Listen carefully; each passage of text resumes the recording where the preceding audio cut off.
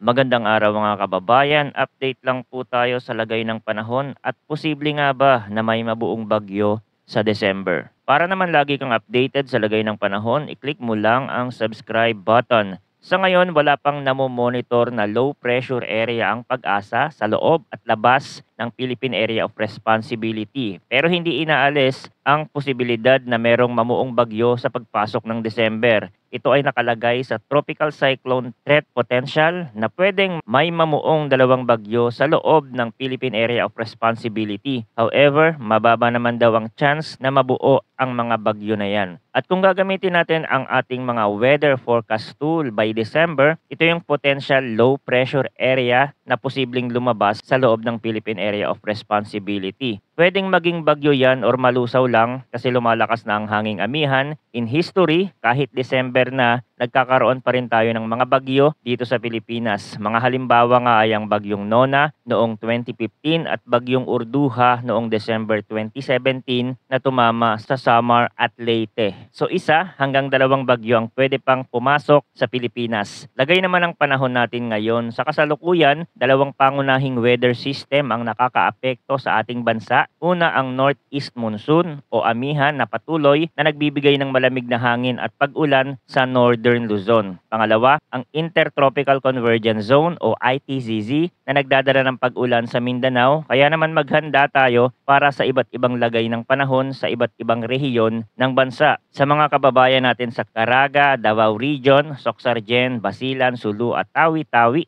asahan po ang maulap na kalangitan na may kalat-kalat na pag-ulan at thunderstorm na dulot ng ITZZ. Paalala, may posibilidad ng flash flood o landslides lalo na kung magtutuloy-tuloy ang malalakas na pag-ulan. Para naman sa Cagayan Valley at Cordillera Administrative Region, maulap din ang kalangitan na may kasamang pag-ulan dahil sa amihan. Posibleng magkaroon ng baha o landslide dulot ng katamtaman hanggang sa minsan ay malalakas na buhos ng ulan. Mag-ingat at magdala ng payong o kapote. Sa Ilocos Region, bahagyang maulap hanggang maulap ang kalangitan na may paminsan-minsang mahinang ulan. Ito rin ay epekto ng amihan. Ang magandang balita, wala namang inaasahang malaking epekto mula rito. Sa ibang bahagi ng Mindanao, bahagyang maulap hanggang maulap ang kalangitan na may pulupulong pag-ulan o thunderstorm. Ang mga ganitong kondisyon ay dulot pa rin ng ITCZ. Para sa Metro Manila at iba pang bahagi ng bansa, bahagyang maulap hanggang maulap ang kalangitan na may pulupulong pag-ulan o thunderstorm na dala ng localized thunderstorm. Tandaan, posible pa rin ang flash floods o landslide sa mga lugar na maaapektuhan ng malalakas na pag-ulan. Ang panahon ay mabilis magbago kaya't manatiling updated sa mga susunod na ulat mula dito sa channel para sa pinakabagong balita tungkol sa lagay ng panahon. Salamat sa inyong pagtutok at manatiling ligtas.